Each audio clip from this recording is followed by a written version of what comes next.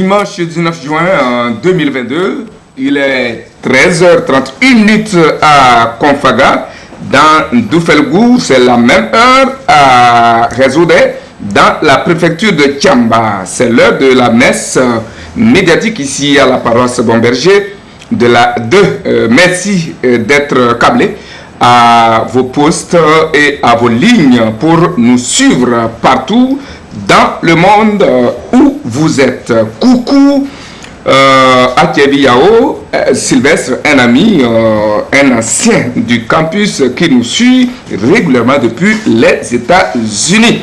Aujourd'hui, c'est la fête des pères. Bonne fête à tous les pères, à commencer par les pères ici présents. Bouraïma Tchaboré, dont je suis fier de retrouver la présence sur ce plateau. Bouraïma, bonjour. Bonjour Eric, bonjour confrères et bonjour aux téléspectateurs. C'est toujours un plaisir pour moi que vous m'invitez. Si j'ai le temps, je ne vais jamais hésiter. Mais bon, je voudrais également te présenter toutes mes excuses pour les fois que j'ai souvent raté. Mais ceci étant, je t'ai toujours dit, je suis disponible lorsque l'occasion me le permet. D'ailleurs, je prends de l'occasion pour souhaiter une bonne fête à tous les pères qui sont ici. D'abord, parce que nous sommes ici pour le moment. Et à tous les pères du Togo, à tous les pères du monde entier. Et pour leur dire, il faut beaucoup d'endurance et de ne pas se décourager. On est père, c'est irréversible, il faut qu'on l'assume. Merci beaucoup. Vous ne pouvez pas imaginer la joie qui anime mes téléspectateurs et moi de vous retrouver sur ce plateau. Merci dans votre grand format. À côté, l'autre invité, c'est un frère et ami en même temps. C'est bien Kwame Mayaba. Il est le directeur de... J'avais oublié de préciser que vous êtes le patron du journal Le Messager que nous recevons régulièrement. Et ici, c'est le patron du journal. C'est bien Kwame Mayaba. Il est le patron du journal en ligne et en papier, le Symposium. Bonjour Mayaba et bonne fête des pères. Merci Eric, bonjour également à Bouraïma, je crois l'homme de masse. Je salue pratiquement tous les branchés qui sont branchés sur la 2 pour nous suivre sur cette émission. Je crois qu'aujourd'hui c'est un jour particulier, on dit la fête des pères, on en a fêté, la fête des mères, la fête journée des femmes, tout ça là. Aujourd'hui c'est notre fête. Nous allons souhaiter à tous ceux qui nous suivent et tous ceux qui font l'intérêt de nous suivre une très belle fête.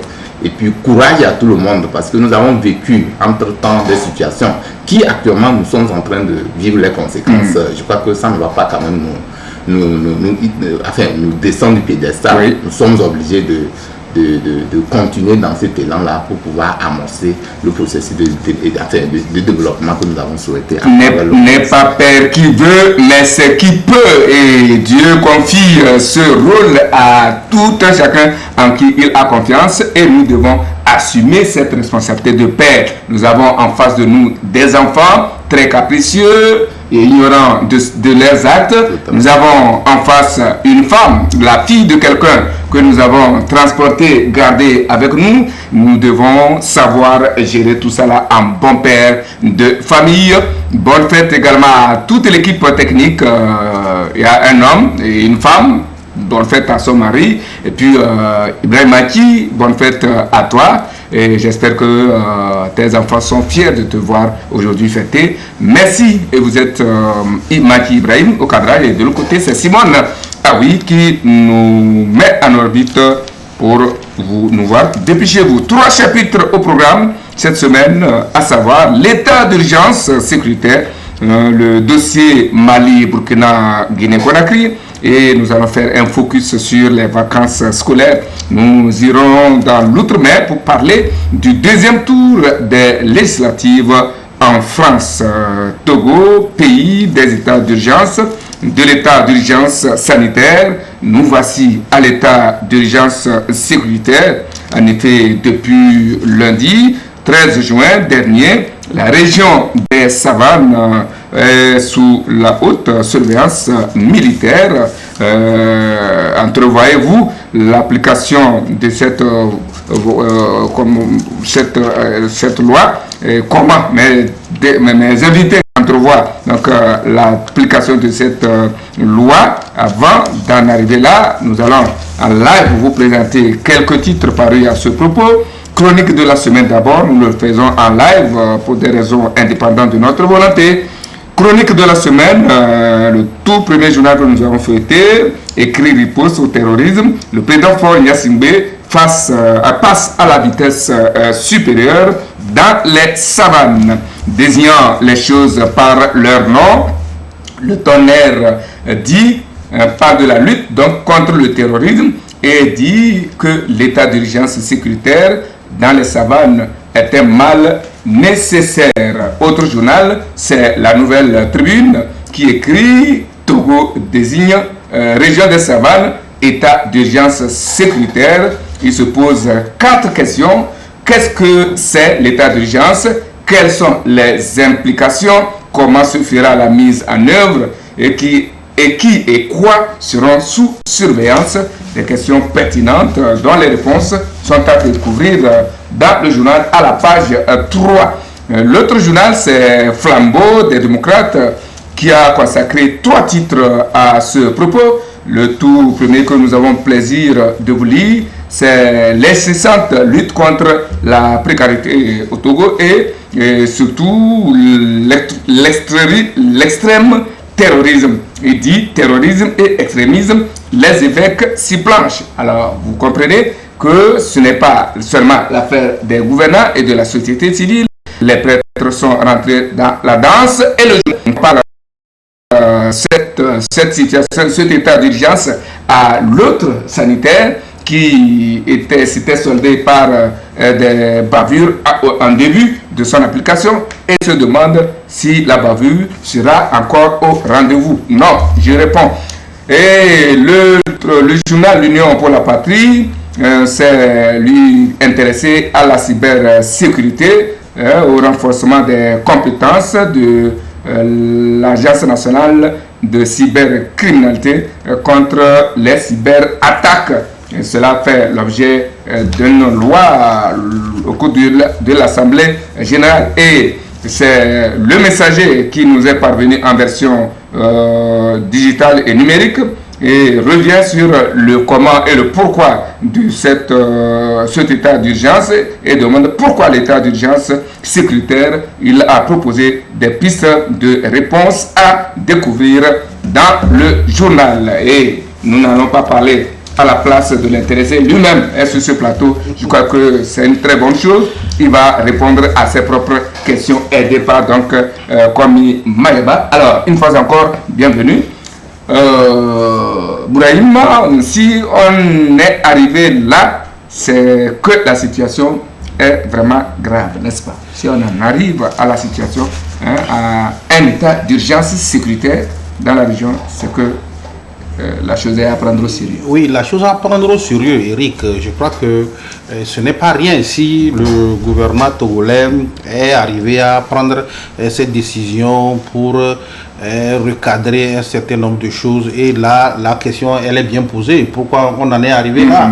Parce qu'elle mérite d'être posée et elle mérite également d'être répondue pour que les téléspectateurs qui nous suivent puissent comprendre pourquoi il y a l'état d'urgence. C'est important parce que lorsque vous allez dans les tréfonds d'un certain coin, les gens se posent la question de savoir pourquoi l'état d'urgence sécuritaire.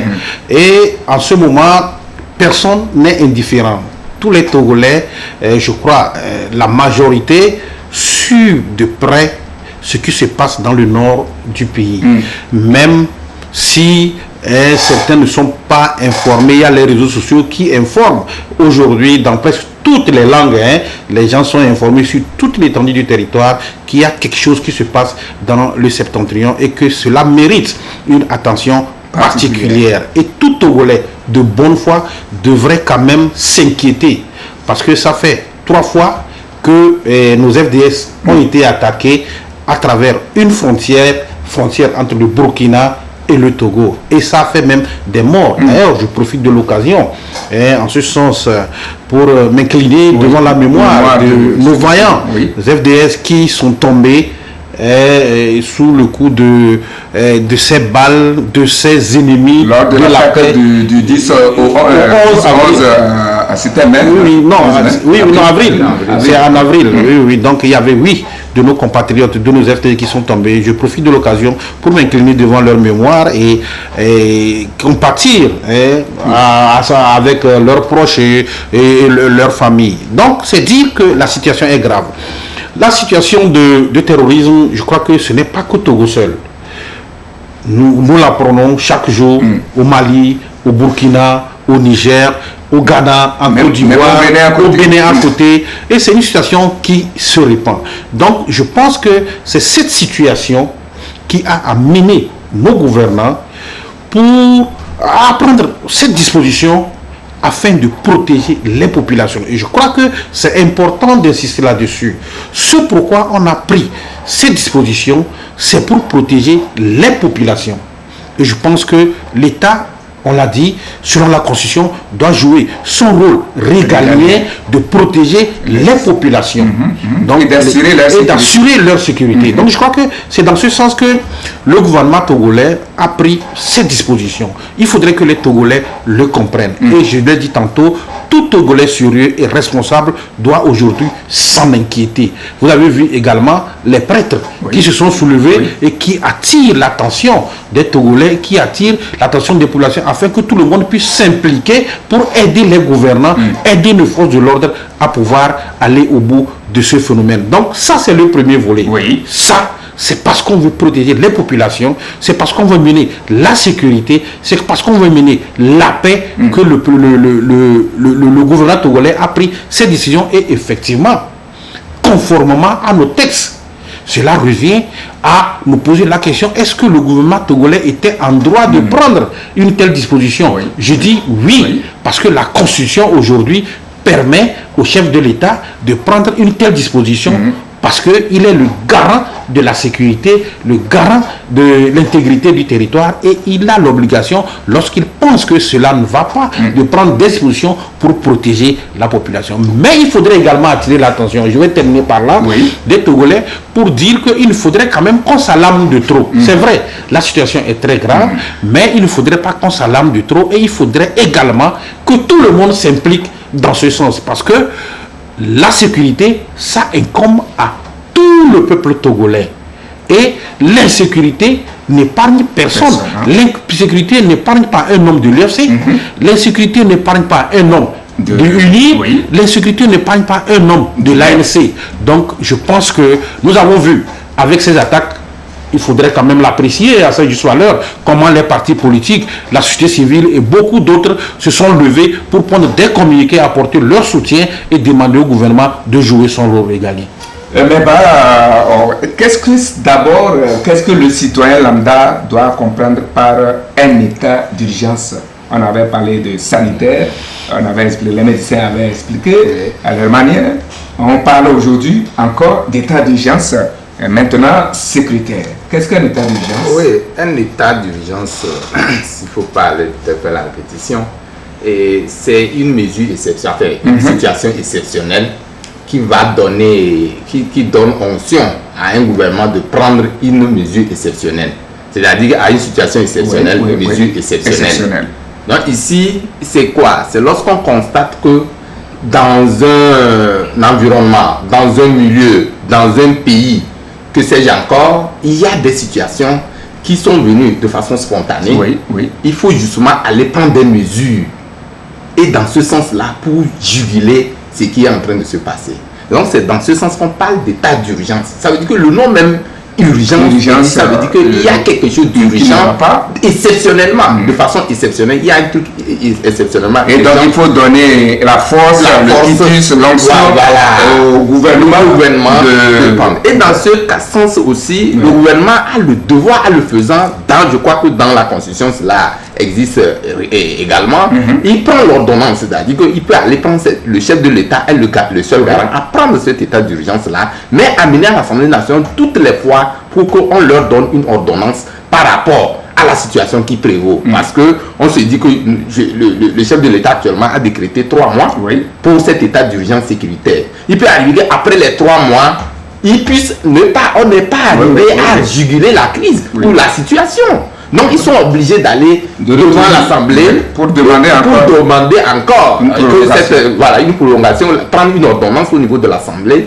et demander une prolongation encore de 3 mois ou je ne sais pas quoi. Donc cela voudrait dire que nous vivons une situation particulière dans le nord du Togo, plus précisément dans les savanes. Tout le monde sait, actuellement c'est la une de tous les problèmes, de toute l'actualité togolaise qui existe. Et récemment, je tiens aussi à le rappeler, pas plus que je crois 3 jours, il y a eu une attaque qui a été repoussée par les FDS. Donc c'est pour les féliciter. C'est dit que tout le monde doit être sur le qui-vive. Tout le monde doit être éveillé, dans le sens où ce qui est en train de se passer, je crois que le confrère Tchabouré l'a souligné tout à l'heure, et ce n'est pas une situation particulière pour le Togo. Et on en a connu, ça a commencé ailleurs avant d'atteindre ou d'entrer de migrer vers nous. Donc ça veut dire que c'est un phénomène qui est presque mondial. Et quand ça se passe comme ça, chaque pays cherche des stratégies de sortie d'une situation comme ça. Mais nous l'avons dit ailleurs, il faut toujours aller en synergie, parce que le terrorisme, ce n'est pas l'affaire d'un seul pays. Parce que si, quoi qu'on dise ou qu'on le veuille ou pas, et quand ça va quitter le Bénin, quand ça va quitter le Burkina, ça vient au Ghana et tout, ça veut dire que nous ne sommes pas épargnés. Ça veut dire que tout le monde quand même cherche des stratégies en concertation bien sûr avec les autres États frontaliers ou voisins. Donc c'est pourquoi je crois que cette mesure que le chef de l'État a prise dans le sens de juguler ou de limiter cette propagation de djihadisme, je crois que ça c'est salué de par le monde. Moi j'ai lu des tribunes des gens qui ont dit, même sur RFI, bon, pas pour peut-être faire le vent à RFI, sur d'autres médias internationaux, il y a eu quand même des voix qui se sont levées pour dire qu'au Togo, il y a quand même une mesure qui est prise dans le sens de lutte contre le terrorisme et qui est en mesure, enfin, qui est en lieu et place, mérite d'être saluée. Donc je crois que nous allons aider cette prise de décision-là pour que cela ne soit pas orienté dans un sens pour dire que non, pourquoi est-ce que tels sont lésés, pourquoi est-ce que c'est dans tel milieu. Il faut que les gens comprennent. C'est là que nous mettons l'actif de tout cela sur le modèle de la sensibilisation. Parce que si les populations ne comprennent pas pourquoi exceptionnellement chez eux, il y a ces mesures qui sont prises, je crois que ce serait orienté à d'autres faits et que l'objectif, le fait recherché, ne serait pas atteint.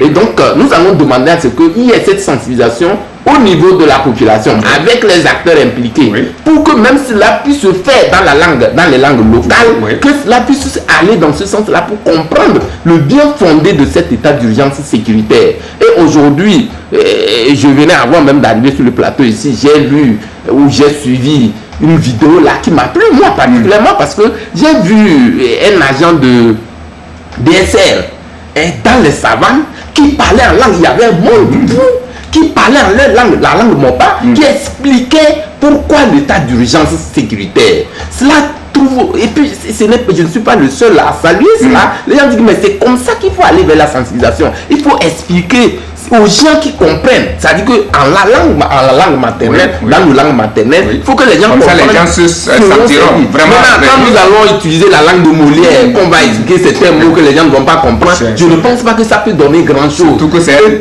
un domaine très stratégique. Et puis ça va créer des clivages. C'est-à-dire quelqu'un qui vient d'ailleurs qu'on ne connaît pas, qui va venir commencer à parler. Savez-vous qu'actuellement nous vivons encore une crise. Bien sûr. Nous vivons une crise. La crise que nous vivons actuellement, c'est quoi? C'est la vie chère. Et les gens sont, vous m'excusez, peut-être essoufflés par rapport à cette crise de vie chère. Donc, exposés. Donc vient s'ajouter la crise, comment on appelle ça, sécuritaire. Ça fait du plus. Et entre temps, la crise sanitaire aussi. Voilà, ça fait du trop pour le Togolais. Et donc, il faut trouver des voies et moyens, des stratégies plus simples, plus accessible, pour que celui vers qui nous allons pour lui expliquer pourquoi cette mesure puisse t'accepter d'abord avant que tu n'ailles vers la personne. Parce que nous savons qu'actuellement, cet état d'urgence sécuritaire, je crois que ça va quand même donner c'est-à-dire que ça va créer d'autres effets. Bien sûr. Quand pas d'état d'urgence, ça va créer d'autres effets. Mais nous allons accompagner tous tous les acteurs dans ce sens-là pour que c'est justement la question que je m'apprête à on peut faire les omelettes sans casser les œufs. Vous avez dit pendant maternité. Je voulais dire, on ne peut pas faire les omelettes sans casser les œufs. Je voudrais ajouter quelque chose par rapport à la compréhension et par rapport au fait que le gouvernement soit amené à prendre ces dispositions. N'oubliez pas qu'il y a de cela quelques temps, c'est vrai, gouverner c'est prévoir. Et le gouvernement avait déjà prévu un certain nombre d'actions à mettre en œuvre dans cette zone, toujours dans le sens de contenir la propagation de ce phénomène. Donc, avec cet état d'urgence, je pense que ça va permettre quand même, ça va donner les mains libres à tous les acteurs qui sont impliqués dans la mise en œuvre d'un certain nombre d'actions, ou bien de ces actions que l'État voulait mettre en œuvre. Dans cette zone, ça va leur permettre d'avoir les mains libres pour exécuter, mettre en œuvre ces différentes actions. Il faut qu'on comprenne, parce qu'il faut la construction d'un certain nombre d'infrastructures dans cette zone. Vous savez pourquoi l'État fait ça? Il faudrait que les populations le comprennent également. Parce que cette histoire de ce phénomène de djihadisme tire son origine dans la précarité, dans la fragilité de nos populations. Et si l'État a bien vu de pouvoir mettre un certain nombre de ces actions en faveur des populations, projets sociaux en faveur de sa population, justement, c'est pour éviter que les jeunes qui sont valides ne soient amenés à cette candidature, ne soient amenés à laisser aller à ces promesses de ces gens. Vous savez, quand ils viennent pour s'installer, qu'est-ce qu'ils font? Ils essaient d'introduire, de faire des promesses et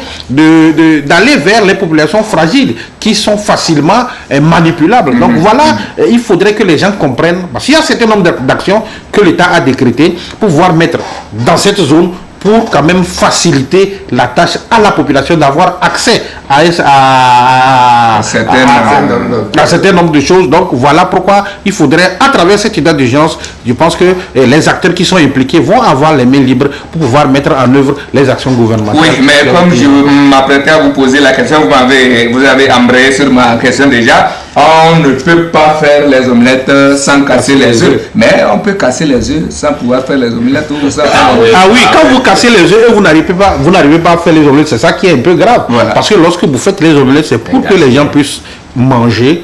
Et lorsque vous cassez les œufs sans pouvoir faire les omelettes, ce que vous avez fauché. Justement, j'ai suivi.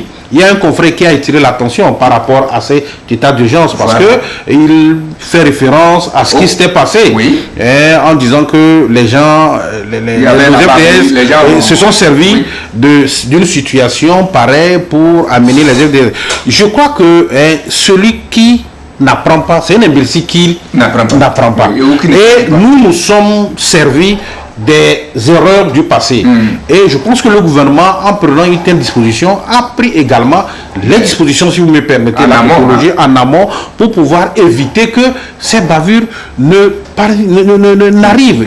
Et je suis sûr également qu'un travail de fond a été fait au niveau de nos FDS, parce que ça a commencé par le faire. Et j'ai vu le ministre Yark ces derniers temps circuler avec certains responsables de la police et de la sécurité pour pouvoir parler à nos FDS. Donc je pense que c'est un travail qui a été fait et je pense que les erreurs du passé, nous n'allons pas les répéter. Mais comprenez que ce qui a été fait, si la population adhère à cette idée d'urgence et comprend ce pourquoi on a pris une telle disposition, je pense que nous n'allons pas en arriver là. Mais c'est bien quand même que les médias en parlent. Ça permet quand même d'attirer l'attention de ceux-là qui vont mettre en application cet acte pour qu'ils puissent prendre les dispositions à ne pas aller dans les travers. C'est important. Oui, mais il faut dire dans le prolongement de cette question que cette mesure ne sera quand même pas sans conséquence. Ah oui, bon, nous le savons, bien évidemment, nous le savons, mais c'est pour disons qu'il faut la vigilance,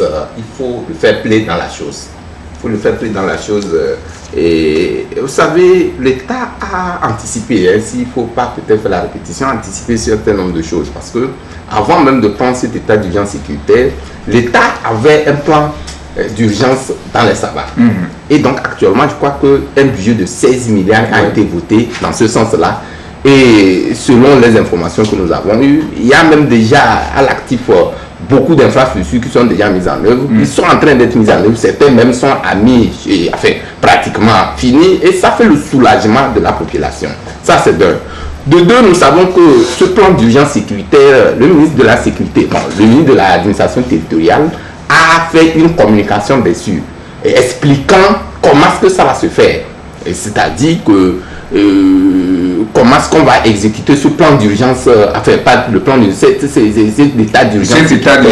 C'est-à-dire que c'est des forces de l'ordre et de sécurité en collaboration justement avec les populations. C'est pourquoi il faut mettre l'accent là-dessus, parce que cela doit se faire de concert avec les populations.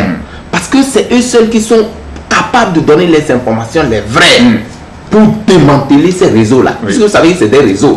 Et donc c'est pourquoi on dit, selon les informations qui seront remontées ça et là, il y aurait quand même à des moments, il peut arriver qu'à des moments qu'il puisse avoir des descentes musclées ailleurs pour des vérifications de cas d'identité, pour dire que tel, on va localiser tel endroit pour demander les cas d'identité, pour aller vérifier. C'est là encore un problème existe.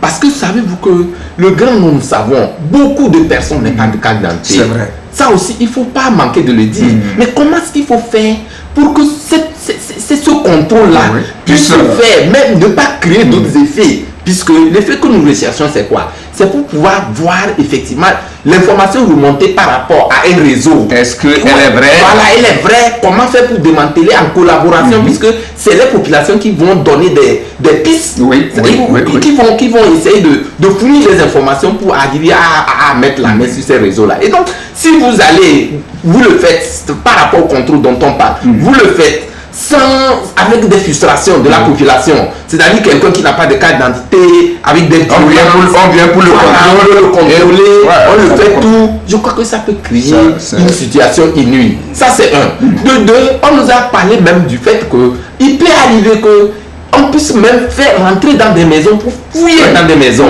Pourquoi pas? Le ministre de la décentralisation a expliqué tout cet arsenal de choses. Et donc dans ce cas aussi, il faut que ça soit des informations remontées de façon beaucoup plus lucide. Comme ça, je pense que quand le faisons, c'est la population même qui vont éviter ces forces de l'ordre et de défense pour qu'ils aillent fouiller là-bas parce qu'ils savent qu'il y a un réseau là-bas. Voyez-vous, donc je crois que ça demande plus de flexibilité, plus de tact. Avec ça, et surtout de lucidité. De lucidité, pour que cela ne puisse pas créer d'autres effets que nous ne souhaitons pas. Ça, je n'ai pas fini. Je vais terminer, je vais citer. Là encore, le problème majeur qui existe actuellement, comme je l'ai dit, je crois que les forces de l'ordre et de défense, il y a un problème actuellement qui est un peu pendant et que, à mon avis, je n'apprécie pas. Sachant que tout dit, on ne peut pas masquer des choses. Vous savez qu'actuellement, il y a une mesure qui est prise au niveau de, par le ministre de l'administration territoriale et le ministre, enfin, le directeur des cultes, interdisant justement la création des cultes, des églises. Ça aussi, c'est un aspect qu'il faut mettre. Et qu'on met à contribution qui? Les forces de l'ordre et de défense. Pour que cela se fasse. Voyez, c'est c'est deux situations qui viennent s'affronter. Je vois que, à un moment donné, on vous dit, faites la collaboration avec les forces de l'ordre et de défense pour pouvoir démanteler un réseau qui est pratiquement mondial et connu par tous nos droits. En même temps, on dit, ne créez pas, puisque actuellement, quand on va créer cette situation, elle n'est pas exceptionnelle. Elle prend en compte toutes les régions. Et quand c'est comme ça, vous allez voir que où on va créer des églises, où il y a des poursuites des gens, ça va créer des investissements. C'est vrai, et donc c'est là je dis, il va falloir qu'on assoie d'autres situations pour éveiller, parce que actuellement la situation qui est plus difficile, ce n'est pas la création, c'est pas le but qui est plus important que le djihadisme ou le terrorisme qui est à nos portes. Je crois qu'il faut que l'État prenne ces dispositions pour créer des situations beaucoup plus souples, afin que nous puissions arriver au résultat que nous recherchons à tous les niveaux. Tiaboré, je vois comment tu es embarrassé. Là. Non, je ne suis pas embarrassé, mais je crois que dans tout cela, je suis en train de voir ce que le confrère dit. Je pense que dans tout cela, le point épineux, c'est la sensibilisation. Tout à fait. Il faut qu'on évite de dire ça ou ça. Il faudrait, si les populations arrivent à comprendre ce pourquoi l'État prend des dispositions, je pense que ça serait aussi facile que ça. Et là, je dis, il faudrait qu'on dissocie la disposition par rapport au culte et autres, et celle également concernant l'état d'urgence sécuritaire. C'est important. Vous ne savez pas, si l'État a amené à prendre une telle disposition, je parle de l'interdiction d'implantation de lieux de culte, c'est parce qu'en amont, il avait eu à travailler avec les gens, des responsables de culte et des églises. Et ces responsables, certainement, doivent comprendre ce pourquoi l'État a pris une telle disposition. Et je suis sûr que certains parmi eux sont d'accord, parce qu'il y a, ce n'est pas tous ces lieux de culte qui rentrent dans le... Et si ces responsables, pour que ces responsables comprennent, il faudrait un travail minutieux en amont entre les responsables des cultes, l'État et ces responsables de culte également. Ça, c'est une paire de manches. Mais s'agissant le problème de l'état d'urgence sanitaire et sécuritaire, plutôt, pardonnez-moi, je pense qu'il faudrait une sensibilisation accrue. Elle est très importante. Le confrère l'a soulevé tantôt. Je pense qu'il faut que la population s'approprie des contours qui ont amené l'État à aller dans ce sens. Parce que c'est en comprenant ces contours que la population va s'impliquer. La population va se livrer. Parce qu'il y a des questions qu'il faut se poser. Il ne faut pas qu'on se leurre. Si les gens sont arrivés dans l'année du 10 au 11 avril pour attaquer nos FDS, parce qu'ils sont passés par les frontières. Tout à fait. Et au niveau de ces frontières, les populations étaient bien installées. Est-ce que vous pouvez me dire qu'il y a une seule personne qui n'a pas vu cette colonne, qui n'a pas vu parce qu'il y a des questions qui peuvent se poser. Ça, c'est une question pointue. Justement, c'est une question très pointue. Et je pense que lorsque ceux qui savent voir doivent se dire que lorsqu'il n'y a pas de fumée, il n'y aura pas de feu. Ça veut dire qu'il peut y avoir des complicités. Et c'est en cela qu'un travail minutieux est indispensable, qu'une sensibilisation est indispensable. Et nous en appelons dans ce sens à l'État, parce que c'est l'État de donner les moyens à cette sensibilisation. Je ne dis pas nécessairement les moyens financiers, mais tous les moyens de la communication. C'est très important que la population, que ce ne soit pas seulement, c'est vrai, que pour le moment, c'est vers le nord, mais que toute la population soit impliquée. Et c'est bien déjà ce que les prêtres religieux ont fait d'attirer l'attention et de s'impliquer. C'est très important. D'autres également en ont déjà fait. D'autres déjà en ont déjà fait. Les partis politiques en ont. C'est comme ça parce que, comme je l'ai dit tantôt, la sécurité n'a pas de parti. La sécurité, c'est pour tout le monde. Mais pas toucher un aspect là, et je voudrais votre avis là-dessus. Il a effleuré, mais c'est très fondamental. Lorsqu'il sera question, par exemple, qu'on ait détecté des poches de terroristes ou de gazistes et que l'État décide dans cette situation d'état d'urgence sécuritaire, décide de faire des descentes pour contrôler l'identité ou les identités, ça va poser problème parce que je ne sais pas combien de Togolais ont leur carte d'identité, ne serait-ce que même nationale. Ça va poser problème, Eric, ça va poser problème. C'est dans ce sens que je dis qu'il faudrait prendre des dispositions en amont. Parce que nous tous, nous savons que la plus grande partie, une grande partie de la population n'a pas de carte. Donc, il faudrait voir qu'est-ce qu'il y a lieu de faire, quelles dispositions il faut mettre en place et comment sensibiliser les autres pour leur dire, voilà, lorsque vous arrivez, si vous vérifiez, voilà, telle identité, vous pouvez laisser passer. Mais je crois que tout ça là, ça doit être étudié et c'est étudié dans ce sens. Parce que comme je l'ai dit tantôt, nous avions fait des erreurs par le passé et on ne peut plus commettre de ces erreurs. Ça serait impardonnable. Donc, je pense que toutes ces dispositions doivent être prises pour voir qu'est-ce qu'il y a lieu de faire lorsqu'il y a une descente à faire. Comment est-ce qu'il faut faire cette descente? Comment est-ce qu'il faut faire? Qu'est-ce qu'il faut aller faire? Et comment est-ce qu'il faut contrôler les identités des uns des autres pour ne pas mélanger, pour ne pas mettre tout le monde dans le même panier. Donc voilà ce que je dis. Voilà pourquoi je dis, en tout et tout, la sensibilisation, elle est importante. Elle est importante que les populations comprennent que ce pourquoi nous allons faire ceci, ce pourquoi il y a eu descente, ce pourquoi nous faisons. Il y en avait eu. Parce qu'à des moments donnés, vous sortez sur une rue ou bien dans un quartier, vous voyez les FDS, vous ne comprenez rien, et il y a des situations, ils font des fouilles systématiques. Donc, comprenez. Dans tous les cas, ils sauront comment le faire. Ça, c'est leur métier, leur travail. Mais pour les Togolais de 18 ans et plus, il n'y a pas de problème. Chacun a au moins une carte. Les moins de cela. C'est que nous avons voulu voulu peut-être donner comme approche peut-être par rapport à cette descente-là. Oui. C'est peut-être que cela puisse se faire sur la base de témoignages. C'est-à-dire quoi, voilà. Quand vous prenez quelqu'un qui est un point focal, qui connaît pratiquement les gens dans le milieu, et on fait des identités, il n'a rien, il peut y avoir des témoignages pour dire tel, on le connaît. Ça peut se passer comme ça. Et donc, ça veut dire que chacun, à tous les niveaux, on est en train de chercher des pistes. Comment faire pour que cela ne crée pas des soucis dans ce sens-là. Mais systématiquement, bien que c'est ma soeur qui n'a pas de carte d'identité, on puisse la traîner, alors qu'il y a des témoignages qui peuvent dire que moi, celui-là, on le connaît, je crois que ça ne crée pas une atmosphère. Non, moi j'ai foi à nos FDS. Comme je l'ai dit, moi j'ai foi à nos FDS pour faire un travail professionnel parce que je l'ai dit, il y a eu des erreurs de par le passé. Il faut se servir de ces erreurs pour corriger ce qu'il faut corriger. Donc, encore une fois, je pense que la population adhère à ce qui est en train d'être fait et que la population, parce que là où nous sommes aujourd'hui, je sais qui est journaliste, qui ne l'est pas. Là où nous sommes assis, je sais qui est technicien, qui ne l'est pas.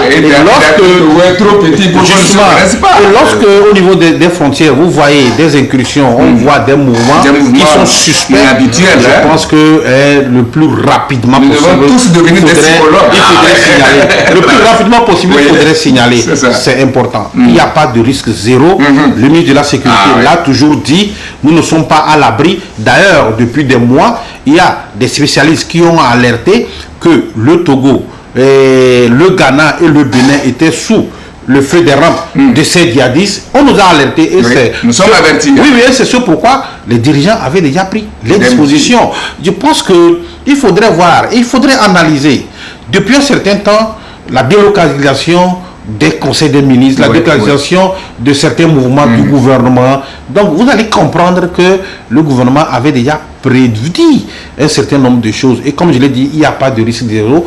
C'est arrivé, nous l'avons vu avant. On entendait parler, mais aujourd'hui, c'est devant nous. Il faudrait qu'on se mobilise pour combattre ces fléaux. Et aussi, savoir reconnaître l'origine de ces fléaux. C'est important. C'est justement l'origine de ces fléaux. Et j'ai effleuré cette question tantôt pour dire que la plupart du temps, c'est la précarité. La plupart du temps, c'est des situations insoutenables qui conduisent certains jeunes ou bien certains jeunes à adhérer, à s'adonner. C'est vrai qu'à l'origine, il y a des gens qui ont des idéologies et qui cherchent à répandre cette idéologie. Et lorsqu'ils viennent dans les communautés, ils sortent sur quoi? Ils sont sur la pauvreté. Ils essaient de faire des promesses mirobolantes et des jeunes qui ont des esprits fragiles se laissent aller. Donc, il faut que l'État aussi comprenne. Et je pense que le TSA l'a compris. Je ne fais pas des éloges au gouvernement. Déjà, avec ces actions qui sont en train d'être mises en place dans cette zone, ça va permettre quand même à ces jeunes d'adhérer, à ces jeunes de savoir ce qu'il faut faire et de ne pas se laisser aller avec des promesses mirobolantes. Oui, mais le terrorisme, c'est vraiment un mythe, un mystère que l'humanité a du mal à sonder. Vous savez, le terrorisme, on est loin même d'arriver à bout de ce terrorisme. De par le monde, je veux bien parler parce que c'est un phénomène qui prend de l'ampleur. Mais ce que nous sommes en train de faire au niveau local, je veux parler au niveau du Togo, c'est des actions que nous allons mener pour que nous soyons à l'abri de ce phénomène-là. Maintenant, on a parlé ici des origines de qu'est-ce qui amène les gens à se lancer dans cette bassesse-là. On a expliqué, il y a 3 niveaux fondamentaux. C'est-à-dire que quand vous prenez par exemple, on a parlé ici, je ne parle pas du Togo, je ne parle pas dans l'ensemble du terrorisme, c'est la gouvernance. C'est-à-dire qu'au niveau de la gouvernance, il y a le problème de gouvernance qui est là. Et il y a aussi le niveau de vie des gens, c'est-à-dire que des disparités inouïes entre les populations.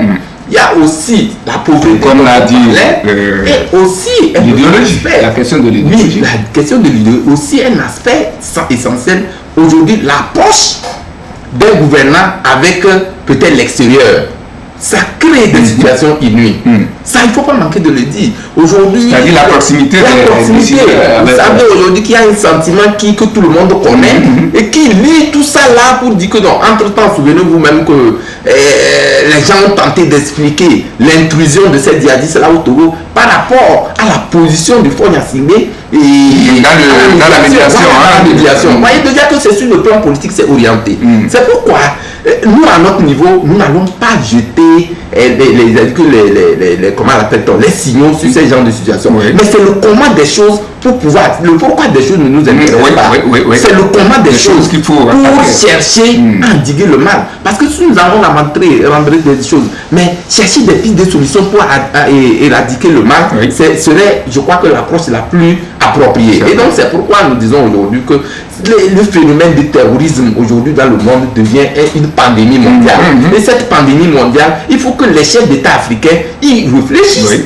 Pourquoi est-ce qu'on ne le vit pas? C'est vrai que quand je le dis, c'est de façon beaucoup plus déguisée. Ailleurs, quand je peux parler dans les autres continents, sur les autres continents, mais c'est que c'est plus accru au Togo. En Afrique. Parce qu'on vient nous instrumentaliser. Tout ce la façon dont ça a commencé, vous savez, c'est parce qu'ailleurs, ça a quitté, ce phénomène-là a quitté en Libye. Dès la mort de Kadhafi, ces personnes ont migré vers le Tchad, allant vers le Niger, venant par Boko Haram au Nigeria, migrant vers le Niger, le Mali, actuellement au Burkina et au Togo. Mais ça tend à prendre de l'ampleur. Et comment est né ce terrorisme-là? C'est le fait qu'à un moment donné, je vais parler de la Libye. La guerre de Libye en est pour quelque chose. Aujourd'hui, je ne voulais pas faire la transposition. L'OTAN est à l'origine de cette crise que l'Afrique vit actuellement.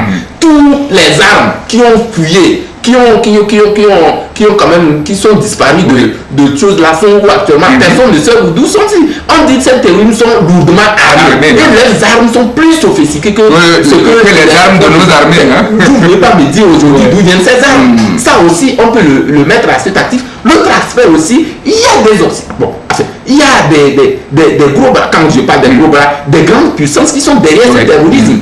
Pour juste déstabiliser notre continent, pour tirer des bénéfices. Donc, nos États doivent quand même être vigilants. Ça, les historiens le reconnaissent aisément. Nos États doivent quand même avoir cette vigilance-là pour que nous ne puissions pas tomber dans les travers de ces personnes-là et pour que notre tranquillité, comment dire qu'après 60 ans d'indépendance, que devient l'Afrique? Je ne vois pas l'importance de dire que nous sommes indépendants, alors qu'à chaque fois, il faut tendre la main à l'extérieur. Nous voulons un partenariat gagnant-gagnant. C'est ce qui est important, à mon avis. Les chefs d'État africains doivent réfléchir. Moi, je suis allé au-delà du Togo pour parler d'un aspect beaucoup plus général, pour dire que le chef d'État doit réfléchir de manière à ce qu'on puisse finir avec le terrorisme. Si le Togo arrive à mettre les moyens aujourd'hui pour être à l'abri du terrorisme et qu'à côté du Togo, au Burkina, en même temps il y a le terrorisme, ça veut dire que nous ne sommes pas à l'abri.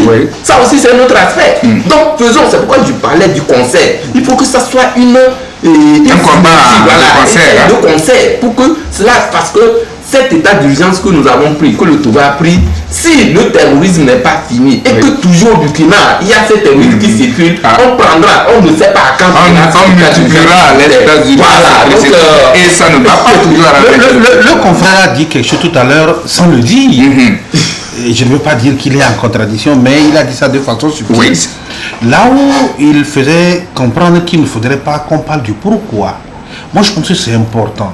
Il faut qu'on crève l'abcès. Parce qu'on ne peut pas aller au comment sans chercher le pourquoi. Dans tous les cas, vous êtes en train là, c'est sur le terrain scientifique, philosophique. On ne peut pas aller. La philosophie, c'est ça, c'est vrai. On ne peut pas aller. Oui, on ne peut pas chercher comment trouver une solution si on ne sait pas l'origine, le pourquoi. C'est la mort et la base. Ça, c'est clair. Il a dit quelque chose de très important que nous devons prendre en compte. Aujourd'hui, le monde est en train d'évoluer. Et il y a une jeunesse qui est en train d'arriver.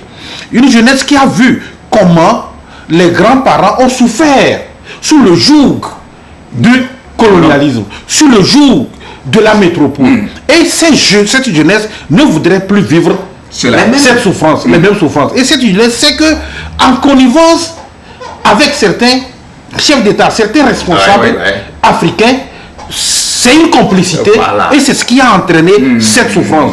Donc, je pense que ça, c'est un point capital que nous devons prendre en compte, que nos dirigeants doivent prendre en compte. Le confrère a parlé également de la mauvaise gouvernance. La mauvaise gouvernance, elle est là. Et nous sommes en train de le combattre. Maintenant, quitte à nos dirigeants de savoir comment le combattre. Donc ça, la mauvaise gouvernance, et ça, la colonisation, la métropole, ce sont des origines, c'est le pourquoi nous sommes arrivés là. Et ça, je tombe pour dire qu'il y a éventuellement des complicités. Il y a éventuellement des complicités extérieures qui pensent que lorsqu'ils voient un dirigeant et pourquoi pas qui ne s'aligne pas intérieur. Un dirigeant qui ne s'aligne pas sur sa vision, sur leur idéologie, il reste depuis l'extérieur, il cocotte quelque chose et maintenant on le met les bâtons dans les roues. Donc tout ça là, il faudrait prendre toutes ces choses en considération et au finish comprendre que la précarité également en fait partie. Merci pour toutes ces fenêtres ouvertes. Je crois que l'État ou le gouvernement qui nous suit saura en tirer profit. Tous les États d'Afrique menacés par ce fléau sauront en tirer profit. À plusieurs, on est intelligent, disent les Chinois. Merci, vraiment. Nous n'allons pas quitter totalement le terrain. On reste un peu proche pour peut-être pour biaiser, pour parler de quelque chose de similaire. Nous allons parler de la gestion de transition en Afrique qui devient de plus en plus inquiétante. Et puis le cas Mali, Burkina Faso et Guinée-Conakry font lésion depuis quelques années. Et pour cause, les décibels ne sont pas au même niveau. Et voilà, même souci, même pas forcément à même, la même solution, n'est-ce pas? Alors, cette situation que vit le Burkina, le Burkina Faso, la Guinée-Conakry et le Mali dans la gestion de leur transition, comment les appréciez-vous? On dirait que les choses sont beaucoup plus focalisées sur le Mali, alors que ces trois États cités vivent la même situation. Non, je crois que si les choses sont beaucoup plus focalisées comme sur le Mali, c'est comme, si je ne me trompe, le Mali a été le premier à avoir fait le coup d'État avant la Guinée et le Burkina. Ouais, donc peut-être c'est pour ça. Mais je crois que la CEDEAO ou bien la communauté internationale n'est pas également indifférente par rapport à ce qui se passe en Guinée et autres. Il y a des travaux de coulisses qui sont faits, il y a des concertations qui sont faites dans ce sens pour pouvoir amener ceux qui ont pris le pouvoir à comprendre la nécessité de pouvoir passer à une transition courte, de pouvoir remettre ce pouvoir-là à un truc démocratiquement élu.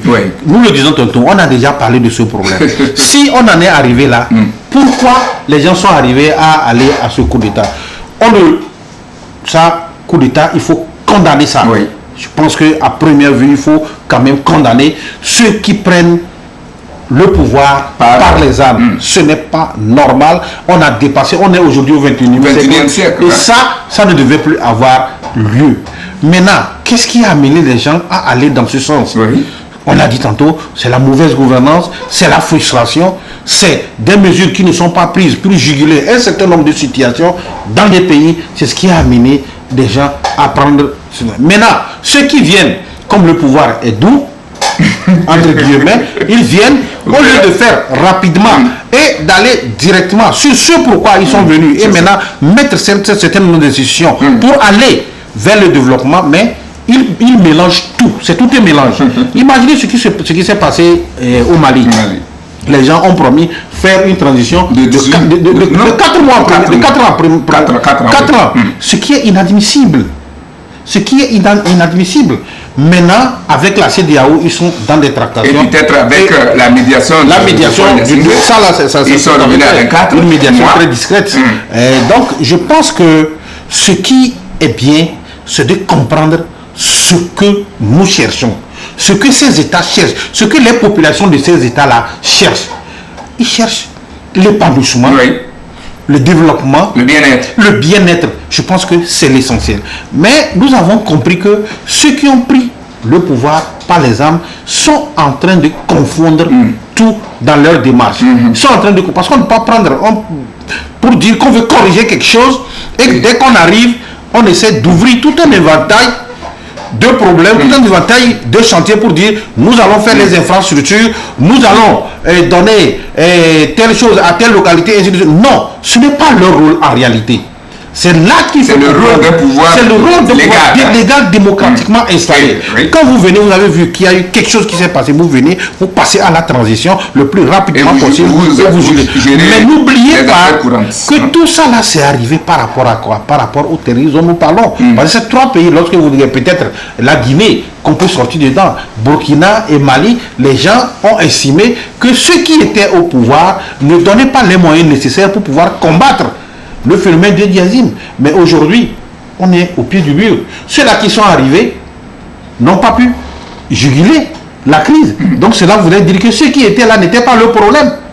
Le problème était ailleurs. C'est vrai que ceux qui étaient là avaient une part de responsabilité dans leur gouvernance. On peut le leur reprocher. Oui. Mais je crois qu'il faudrait que nous sachions que ceux qui prennent le pouvoir à travers les armes, que nous condamnons, ça il faut condamner, ce n'est pas normal, que quand vous arrivez et vous trouvez que ça ne va pas, franchement, prenez soin d'aller le plus rapidement possible. N'ouvrez pas des chantiers. Ah oui, puisque quand ils viennent, ils ouvrent des chantiers et on sent qu'ils ont envie même de s'éterniser et de faire même pire que ceux qui étaient là au pouvoir. Voilà ce que je pouvais dire par rapport à... Mais bah, il a dit quelque chose de très intéressant et qui m'amène à ceci. On dirait que le pouvoir est comme la drogue et le sexe. Quand on y goûte, on a toutes les peines on n'a pas envie de quitter. À laisser. Et comme je le dis souvent, on dit à l'appétit vient en mangeant, mais en politique, l'appétit mange plutôt en suivant la situation dans les trois pays. J'ai suivi religieusement le grand frère intention d'analyse, mais je m'inscris un peu en faux par rapport à ces aspects de la chose. La vérité sort de la contradiction et non de la césaire, disait Gaston Bachelard. Vous savez, cette question de coup d'État en Afrique, nous l'avons dit, et sur partout, moi je suis passé sur les plateaux pour parler de la crise malienne, burkinabé, guinéenne, tchadienne, il y a des questions qui sont posées. Aujourd'hui, personne ne peut faire l'apologie de coup d'État. Il n'y a personne au monde qui peut faire l'apologie de coup d'État. Nous le savons. Dites-moi, de vous à moi, sur ce plateau, pourquoi est-ce que, après le coup d'État, toute la population malienne soutient la junte?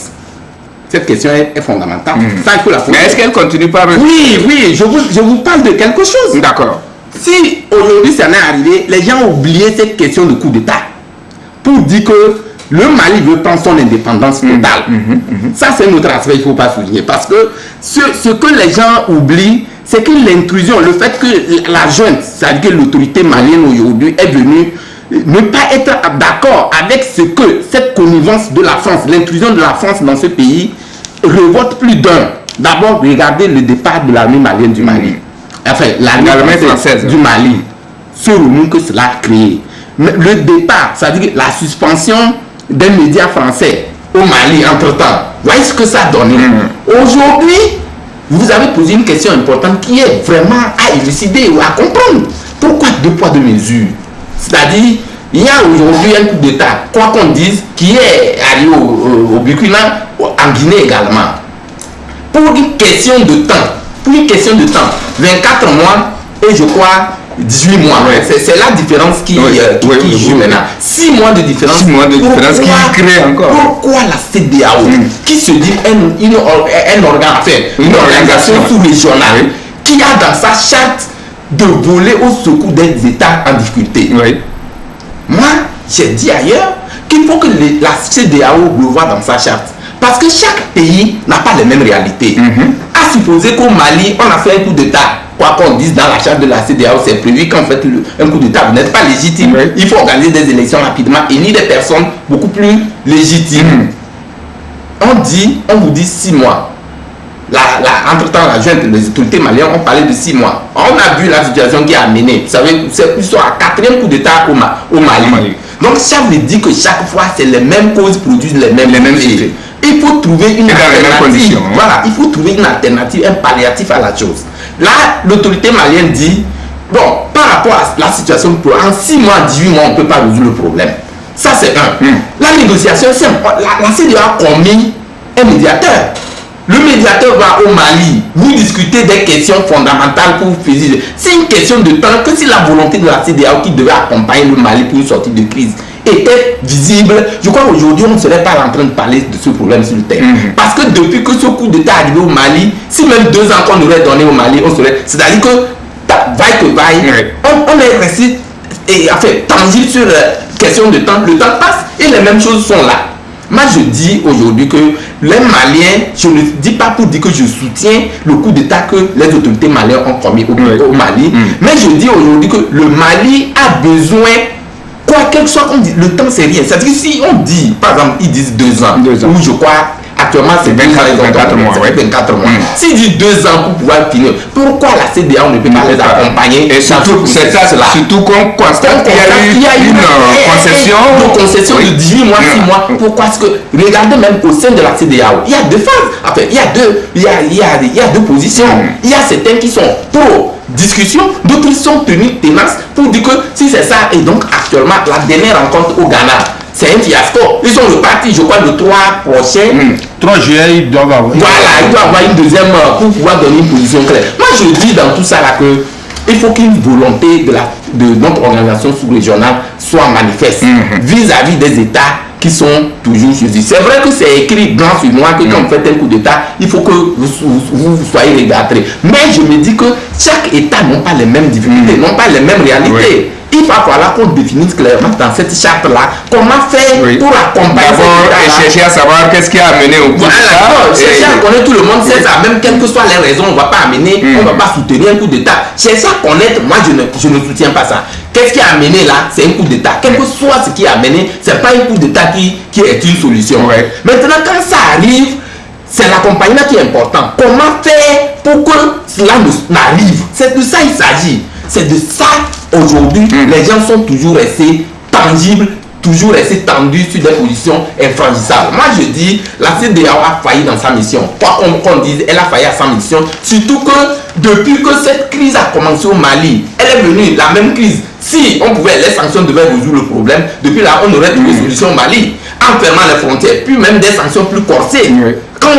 Mais les sanctions monétaires, je sais quoi dans ça. Même j'ai lu la charte de la CEDEAO, il n'y a pas de sanctions monétaires.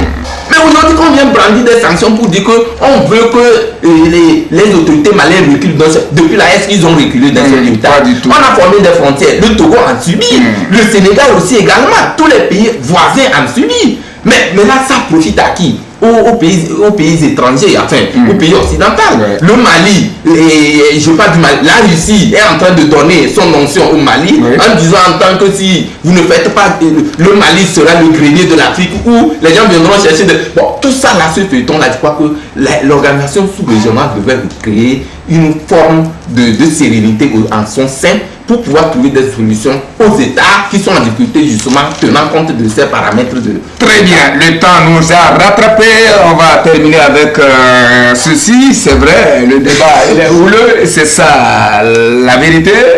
Gaston disait que la vérité est fille de la contradiction et non de la sympathie. Alors, on termine avec votre permission, avec ce dossier que l'un de nos confrères a consacré aux grandes vacances qui avancent. Il faut en parler. C'est rarement que des journaux s'intéressent à ce sujet, pourtant très important. Pourquoi alors s'intéresser à ce sujet, les grandes vacances? Quelles sont, selon vous? Vous êtes père de famille, tout à l'heure. Vous êtes père d'élèves, père de famille. Alors, les vacances approchent. Quel conseil, si vous en avez, donneriez-vous aux élèves? Car on sait ce que c'est que les vacances pour les enfants. C'est comme un taureau libéré de ça. En fait, c'est toujours important lorsque vous travaillez durant tout un temps, d'avoir un temps aussi de repos, c'est normal, et que dans toutes les communautés ça a été structuré de cette manière, à avoir les congés, avoir les vacances pour pouvoir se reposer, reprendre 2 mois plus tard. Je pense que c'est important. Mais les vacances, ça ne voudrait pas dire nécessairement allez-y distraire. C'est vrai, il y a la distraction pour pouvoir se refouler, c'est vrai. Maintenant, il faudrait quand même comprendre que la vie n'est pas encore finie. Parce que ceux qui partent en vacances, ça veut dire surtout concernant les élèves, le cas particulier des élèves, quand vous allez en vacances, ça ne voudrait pas dire que vous avez fini les études. Ça ne finit jamais. Ça veut dire qu'on vous a donné un temps de repos. Et il faut en profiter. Si vous voulez aller faire ce que vous voulez faire, mais il faut faire à la limite. Ne pas dépasser les limites, et c'est en cela que la contribution des parents, de nous les parents, est très importante. Le fait dans l'encadrement, justement, d'encadrer nos enfants, d'encadrer les élèves par rapport à comment est-ce qu'ils doivent passer ces vacances, c'est très important. Donc nous sommes en période de vacances. Je pense que chaque parent doit prendre les dispositions pour pouvoir encadrer ses élèves, pour lui dire, voilà, faites. Il y a certaines choses qu'il faut autoriser, mais il y a d'autres qu'il ne faudrait pas autoriser. C'est très important. Oui, très important, surtout du côté des filles. elles ont fermé les cahiers. Maintenant, j'espère qu'elles ne vont pas ouvrir les cuisses. Hein? Alors, oui, vous savez, c'est le rôle régalien des parents. Il faut que nous veillions à ça. C'est vrai que c'est le dialogue seul qui peut payer. Ce n'est pas dans la répression, ce n'est pas dans les discussions beaucoup plus couleuses. Il faut toujours parler en bon père. Vous vous réunissez à un âge donné, vous savez, les enfants. Ils comprennent quand vous les approchez beaucoup plus humblement, leur parler en douce. Voilà. Même quand il va vouloir faire des gages, il va se rappeler.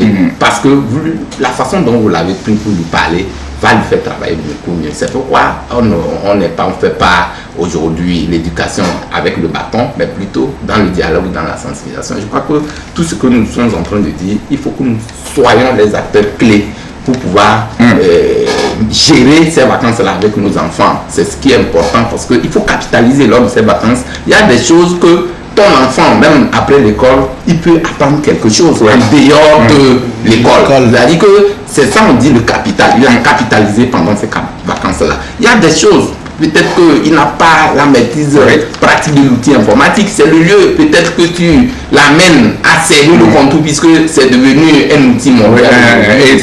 Incontournable. Donc, je crois qu'il y a des astuces. Même un truc de 2 mois, 3 mois, une formation spécifique. On appelle ça vacances utiles. Donc, je crois que c'est très important. Nous, parents, devons contribuer à ça.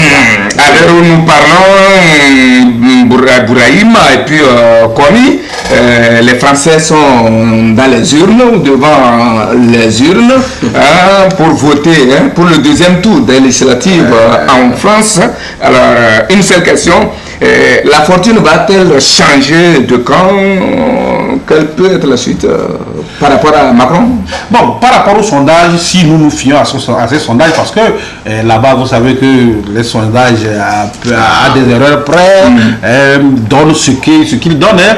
Si nous nous fions au sondage, je crois que Macron peut s'en sortir. Mais ça ne va pas être facile, parce que n'oublions pas que avec Jean-Luc Mélenchon, il y a une coalition qui a été faite, et cette coalition est en train de bousculer et veut changer la donne.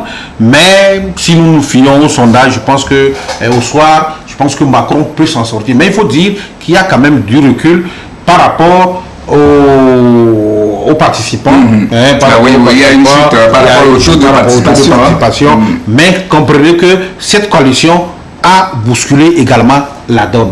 Et en tout cas, ça peut être à des erreurs pratiques. D'accord. Mais à votre avis, vous savez, la France c'est une grande démocratie. Quoi qu'on dise en termes d'élection, c'est des gens, aujourd'hui, vous pouvez penser autre chose, demain c'est autre chose, ils vont te donner dans les urnes. Mais comme Ibrahim l'a dit, Bouraïma l'a dit, je crois que Macron a su gérer son électorat, quoi qu'on dise. Mais ce deuxième tour risque de porter un coup de Dieu à Macron.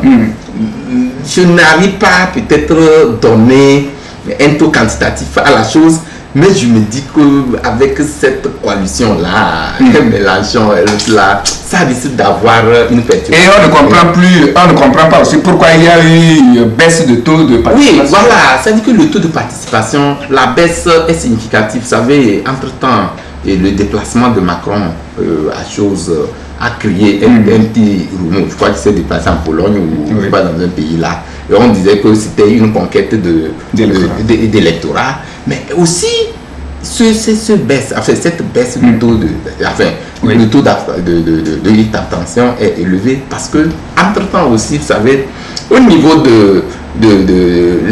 les électeurs, comment ils les appelle-t-on? Le clan Macron aujourd'hui n'est pas douteux par rapport, c'est-à-dire à l'action que devait mener son parti la droite. C'est la droite ou la gauche là? Non, Macron jusqu'alors, si j'ai suivi une analyse l'autre fois, Macron jusqu'alors on n'arrive pas à situer. Macron s'il est gauche, il est de gauche. C'est ça. Les gens n'arrivent pas à situer. Pas à cerner. C'est pourquoi ceux qui veulent être avec Macron ne savent pas où ils sont. Donc tu vas voir que ça claire. Vous avez vu le coup que Sarkozy a joué avec qui devait être en second tour. C'est une dame qui devait être au second tour avec les Républicains. Vous avez vu le tour. Sarkozy a joué le tour tournant en soutenant quelqu'un qui est proche de Macron. Donc vous comprenez. Aujourd'hui, on n'arrive pas à cerner. C'est ce que je dis. On n'arrive pas la ligne politique de Macron puisqu'il rassemble également aussi bien les socialistes que les républicains. Donc, alors on ne peut pas le prendre comme un centriste aussi. Non, c'est difficile. Donc, en tout cas, ça c'est la politique française. C'est la politique française. En tout cas, tout va se savoir, comme le dira l'autre, à la fin, peut-être ce soir ou demain. Non, c'est ce soir. À partir de ce soir. Donc, on verra alors. Qui sera donc le bien loti dans cette mandature. C'est donc la fin de la messe de ce jour, une messe très bien animée, j'espère, et je le lis dans votre visage. Merci à tous ceux qui l'ont suivi de par le monde, et merci surtout aux acteurs de cette messe, les acteurs immédiats, mais co-célébrants de la messe. Ibrahim, c'est Bouraïm, voilà, Bouraïm Kiabouré, à qui je dis vraiment une fois encore merci pour sa disponibilité. Merci. Et je souhaite l'avoir très régulièrement. Il n'y a pas de souci. Et merci à vous, Kwame Meba, c'est à 11h30 que je vous ai appelé, vous avez dû sauver une situation. Maroua Teko qui était annoncé sur les réseaux sociaux a eu un empêchement de dernière minute. Vous avez joué au sapeur-pompier et c'est avec plaisir que vous l'avez fait. Maki, merci pour le cadrage. Merci à Simone pour la mise en orbite. C'est donc tout pour aujourd'hui. Je vous souhaite une bonne fin de semaine et un bon début de semaine. Bonne composition au candidat au baccalauréat deuxième partie. Je pense surtout aux candidats du lycée d'Aguanivé Centre à qui je souhaite 100% de réussite, même si c'est impossible. Ce n'est pas quand même impossible. Ce n'est pas impossible. Ce n'est pas impossible, hein? Tout est possible. C'est difficile, c'est difficile, mais pas impossible. Voilà, c'est difficile, mais pas impossible dans tous les cas. Je crois que cette année, telle qu'elle s'est déroulée normalement sous le gide et le guide bien éclairé de Kokoroko, comme là, va nous donner de très bons résultats. L'ami des enseignants. L'ami des enseignants, le réformateur. Nous l'appelons le réformateur. La pensée du jour nous vient de Harry Besson et dit ceci: l'humanité gémit à demi écrasée sous le poids des progrès qu'elle a fait. Elle ne sait pas assez que son avenir dépend d'elle. À elle de voir si elle veut continuer à vivre. Je reprends pour vous: l'humanité gémit à demi écrasée sous le poids de progrès qu'elle a fait. Elle ne sait pas assez que son avenir dépend d'elle. À elle donc de voir si elle veut continuer à vivre. C'est de Harry Besson. Allez-y penser. À dimanche prochain.